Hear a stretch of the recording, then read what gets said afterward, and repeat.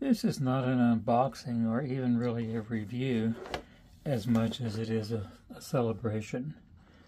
My first tablet computer was the first Amazon, then they call them Kindle Fires. And I considered the iPad, but interestingly enough, I preferred the design. These things are supposed to be trouble-free opening, which I'm doing it the wrong direction. I preferred the design of the Kindle. It had a nice square and off feel about it. It felt more substantial somehow than the iPad. These days this is going to look more like the iPad actually, with a rounded kind of a display, and I think the newer iPads are now squarer. Well, does it come with a charger these days?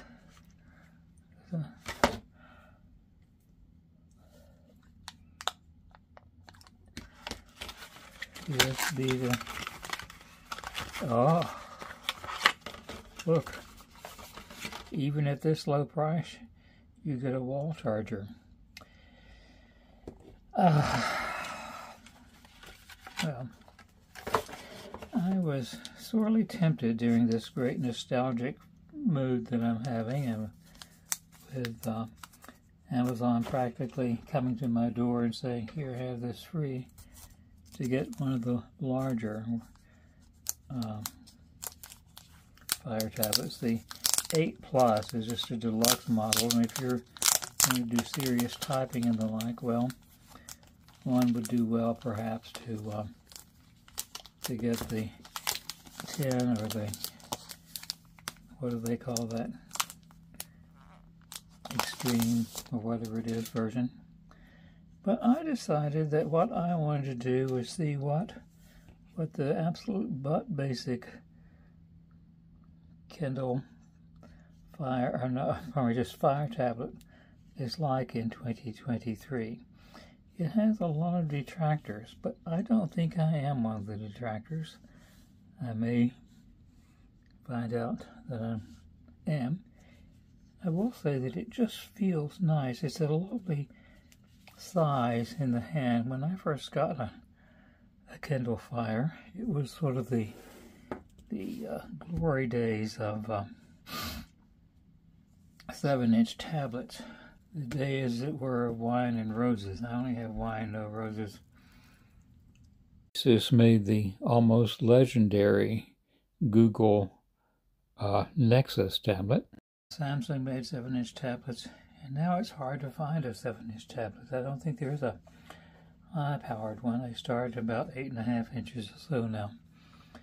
Whereas this is still that delightful, just a cozy sort of thing that feels so nice in the hand. It's like, you know, if our technology is extensions of ourselves,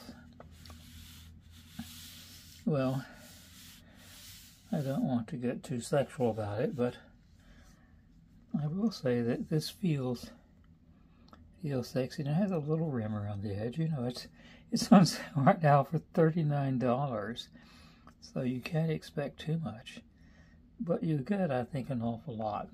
I suppose I should show you the paperwork that comes with it. Not much. Hello.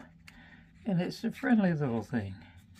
And it tells you what to do, which is basically turn it on and do what it tells you to do. Easy peasy. Well, I'm going to power this thing up and set it up and all those good things, and I'll get back to you with further impressions after I do.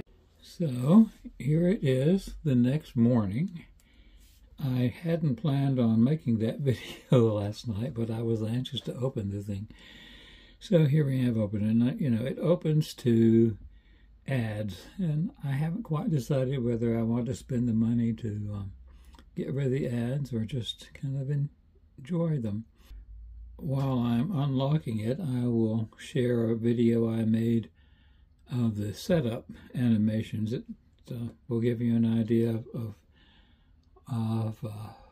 sort of the attitude that the fire takes to the fire user. Use the soft keys on the bottom of the screen to move home, back, or access your smart home dashboard. Get unlimited access to thousands of free movies, TV shows, books, and more with an Amazon Prime membership. Find amazing ways to use your tablet hands-free with Alexa. Try asking Alexa for the weather or to play music. Today, you can expect sunny weather. Swipe down for your settings. Create child profiles with Amazon Kids and set up parental controls. Find help and more. Enjoy your new Fire tablet.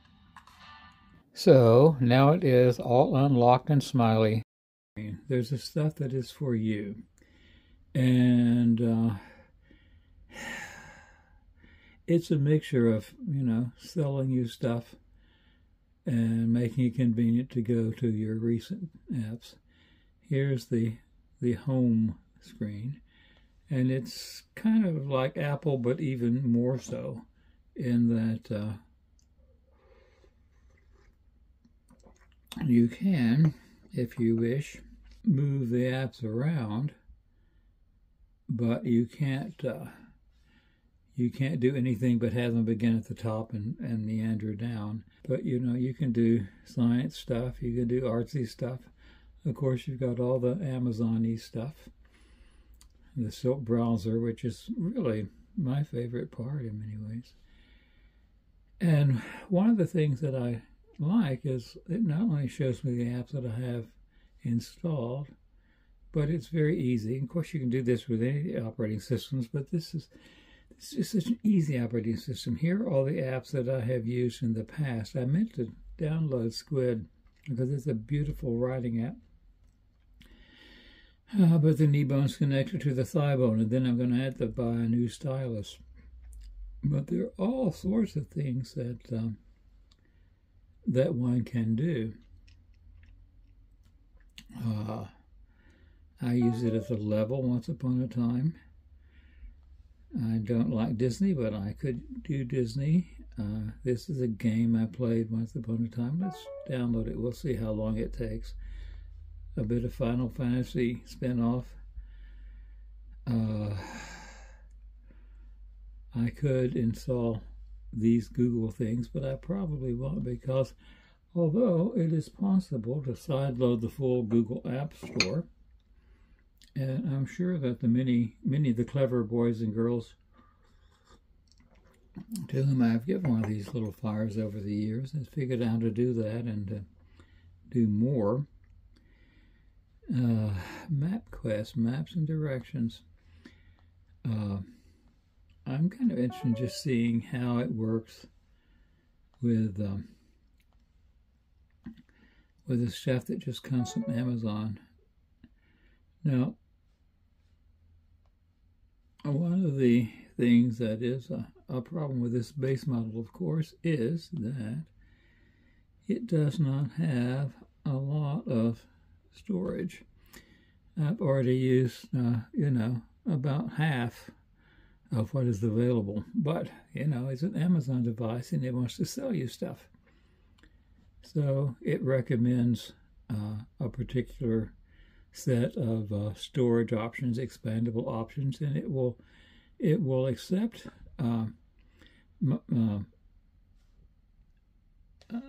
these little storage dice for up to 1 terabyte. But I just got I've already ordered the 128 gigabyte SD to use with it, because I am finding that I like this device a lot. I'll say why and address some of the detractors' complaints in a minute, but let's look at something here. I call it Blackfire, by the way, which is, kind of like calling a dog Bowser. Dieter 10 Principles. Dieter Rams' 10 Principles. According to Dieter Rams, good design is innovative, and the Fire tablets were an innovation at the time they came out, and have remained, I think, an innovation in many ways. This one doesn't, the cheapest one doesn't let one use it in what Amazon calls show mode, Echo Show. It makes the product useful, and I think this little guy does make the internet and the modern ability to do things in the palm of your hand very convenient and useful. Is it aesthetic? Well, I think it is. It feels, as I mentioned yesterday, very good in the hand, and it has minimal branding, you know, the little swoop for Amazon, nothing more. It makes the product understandable, and if you watch the little intro, I think you see that the whole Amazon Fire Tablet ecosystem, shall we say, is meant to make it understandable. It is certainly honest. It is long-lasting. They guarantee updates for 4 years after you buy the thing. It is thorough down to the last detail. Now, that's an interesting thing, because what is the last detail of such a thing? And I find that I can do almost anything I want to do with it. I've given these away by the dozens to kids, and they have made movies, and I have a friend who's writing the Great American Novel on one, but of course it's also thorough to the last detail and giving you access to all things Amazon. So, a little irony there. It is environmentally friendly, and gosh and golly, you know, Amazon goes on and on about how environmentally friendly it is.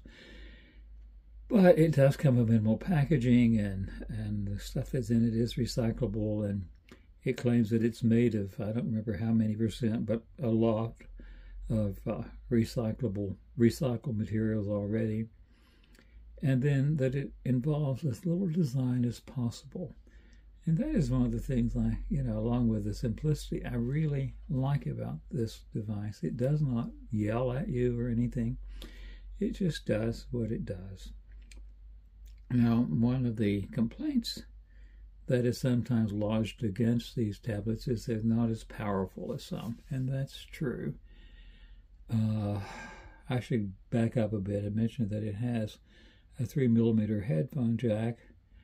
Unfortunately, I don't have a 3mm headphone anymore, but it also works fine with what I do have are USB-C headphones, and I listened to my list that Amazon Music has made for me for about an hour this morning, and it was delightful.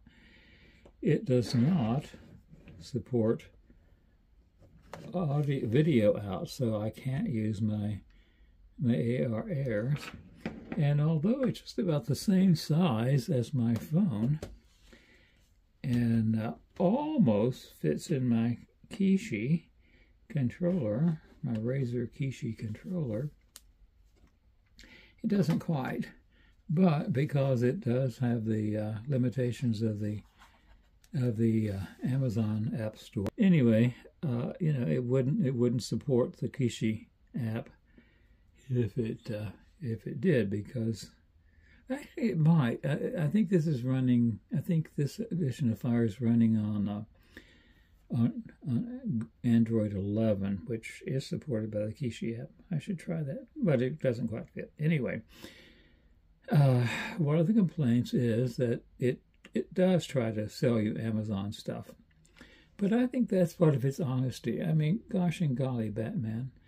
You have an Apple product and it wants to sell you Apple products. If you have a Windows computer, well, it wants to sell you Microsoft Office. And if you have an Android, well, there's the Google Play Store. This is honest about it. And,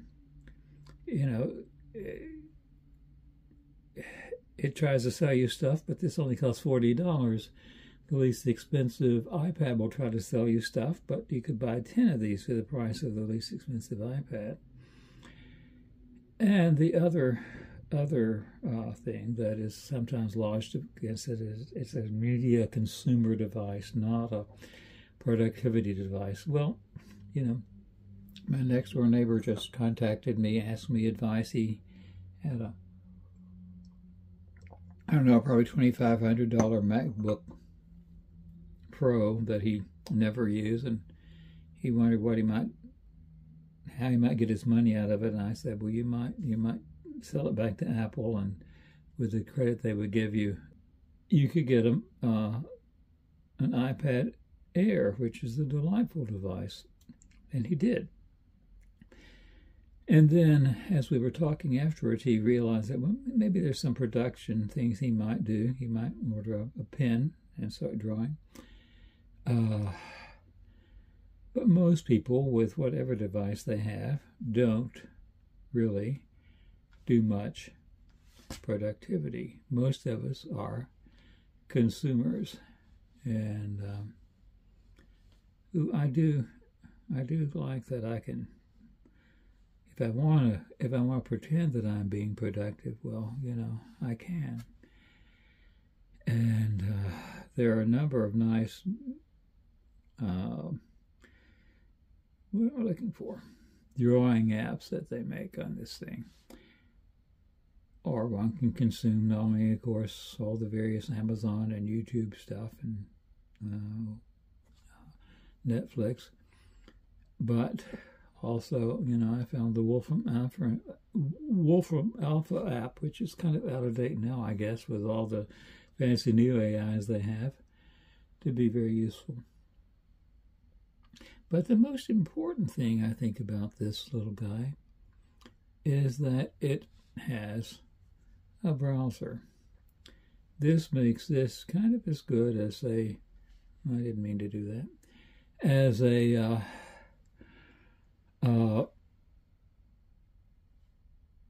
Chromebook or any other modern computer, because most of the things we do now are in the cloud.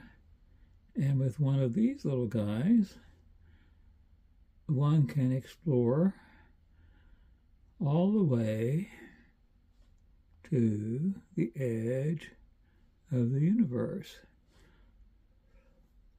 and anywhere in between. And that, I think, is the power of modern computing, is that it does let us explore. Maybe I'll rename this The Fire and the Rose after T.S. Eliot's favorite poem. And by the way, it will let you choose as your default browser either Bing or Chrome, and I'm leaving it on Bing because they have a number of interesting AI stuff going on. And I suppose I could also look for the center of the universe, which according to many modern theories doesn't exist, but which is an important part of the game No Man's Sky. But, you know, that's the thing. For $40 on sale and $60 if you pay full price, you can get something that fits conveniently in the palm of your hand that will take you to the edge of the universe, or let you watch silly movies on Netflix. It's your choice. Now, what would I change about this? As I mentioned, there was once a golden age of 7-inch tablets, and my feelings would not be hurt at all if this had a little bit faster processor. As you see, it's slow by today's. I do not know why they want me to read The Perfect Marriage, but well, the thing is what it is. I wouldn't mind it having better cameras. Let's see the cameras here.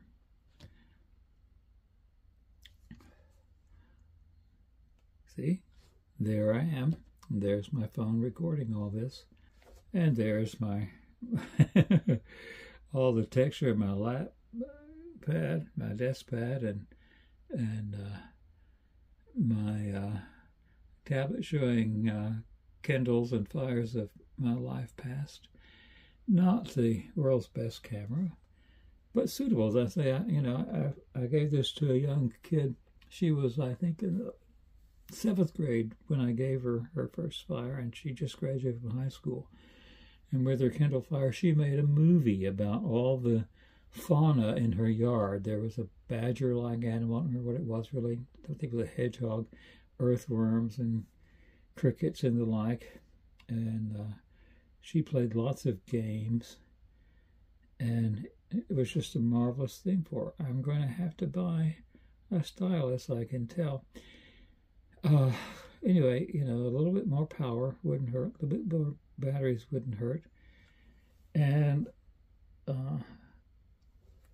USB-C 2.0 or 3.0, whatever the latest protocol that lets you do video out.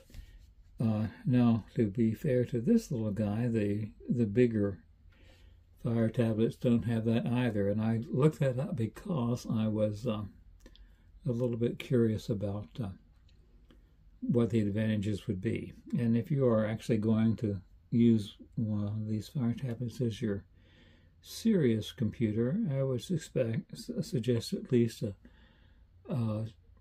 Fire 8 HD Plus, because it has 3 gigs of RAM, and it makes a difference. If you want to type a lot, well, either the 10-inch or the 11-inch. I'll put links for all these below. Are good. This little button, I said I didn't want to post till later, and here it is. Because, of course, this will be, if you have a lot of devices, the home hub. I don't have a big enough home to need a hub. Anyway, there's my appreciation of the Amazon Fire system as a whole, and of this little guy in particular. As I say, I'm surprised how much I like it. It's such a convenient size. It's interesting that Amazon didn't play around more with a phone, because they don't have what's sort of the center part of other ecosystems. But of course, they are coming out with the glasses that make phone calls. So that will be an interesting thing to watch. Well, this has been a rather long video, but I've covered, and I think it's important to cover more than just this particular device, because this is the entry level to a whole, let's say, a broad river of devices that I think are often undervalued simply because they don't cost a lot of money. They do, of course, cost a lot of data, and that's publicized about these. It's part of their honesty. But, well, let's just say Apple has a lot of data stored about all of us as well. Well, I thank you for watching and being patient this long, and I would be anxious to hear your comments, and if you'd like it, that would light my fire, as it were. And I'll see you in the next video.